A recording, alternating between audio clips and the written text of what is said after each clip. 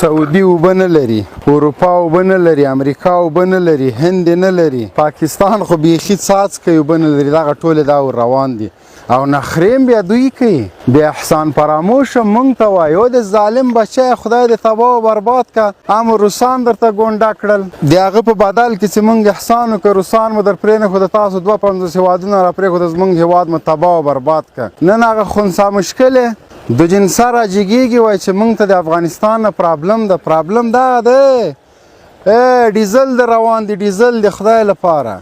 دا اوبه وګوره خنثی مشکل راجګېږي، خپل ملک غرق او تباه ده، په کرپشن کې په د IMF په قرضو کې تر دغه جې پورې غرق ده. نو هغه راجګېږي کله په یو هېواد کې کله په بل هېواد کې. اولنی بهرنیو چارو وزیر د په دنیا کې ټیک ټاک لري، دغه د یو ایټمي هېواد وزیر خارجه نونو ده، نونو وزیر اعظم یې غل ده.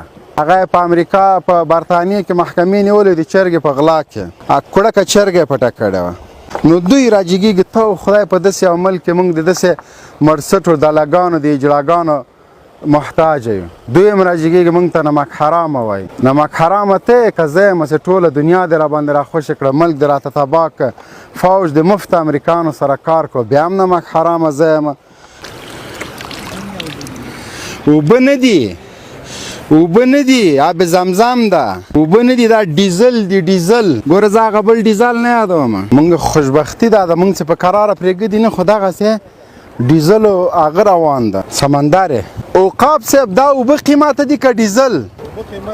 دا تور پنجاب ته ځي، هغوی په سپین غنم کري، بیا مونږ ته نمک حرامه وایي. یہ پاکستان کا کوسرا وزیر خارجہ جو ہے اس کو یہ کہنا چاہتا ہوں کہ دیکھو ہمارا ملک ہے، یہ پانی آپ کو جاتا ہے، پھر بھی آپ ہم کو نمک حرام کہتا ہے. یہ پانی نہیں ہے، ڈیزل ہے. آپ کے ملک کو فری جاتا ہے، آپ نے زراعت اس کا استعمال، اس لیے آپ نہیں چاہتا ہے کہ ہمارے ملک ترقی کرے اور اپنے پانی کو اپنے خود استعمال کرے.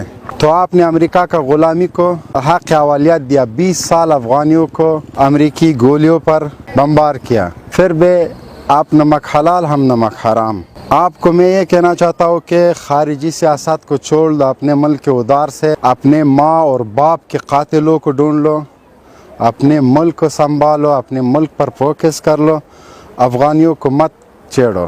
اگر پھر ہم نے ہاتھ اٹھا دیا تو پھر مشکل ہو جائے گا.